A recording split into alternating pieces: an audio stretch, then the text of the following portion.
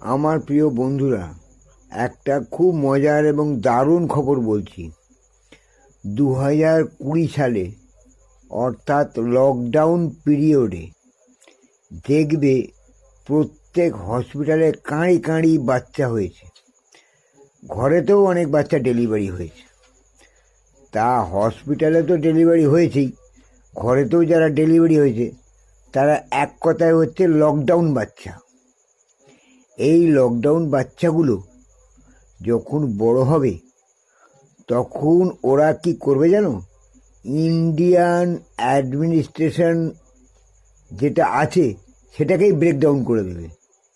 Indian অ্যাডমিনিস্ট্রেশনটাই breakdown করে দেবে, কারণ এরা লকডাউন বাচ্চা। এদের একটা স্পেশালিটি আছে, এদের একটা ফেসিলিটি আছে, এদের একটা বিরাট গুণ আছে। বেশিরভাগ তো বাজে হবে, বেশিরভাগ তো বদমাইশ হবে, বেশিরভাগ তো খচ্চর হবে, আর সবচেয়ে বড় কথা, এরা হবে দুর্ধর্ষ।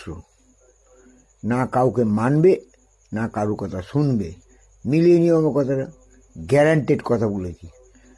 আর এরা, এই যে লকডাউন বাচ্চাগুলো, সে ছেলেই হোক আর মেয়ে হোক, তারা দেখবে সবচাইতে দুর্ধর্ষ, বদমাইশ তো বটেই, এবং মূর্খ বেশিরভাগ হবে, লেখাপড়া কিচ্ছু শিখবে না। তাই এদের নাম লকডাউন বাচ্চা, দি baby of lockdown, lockdown baby.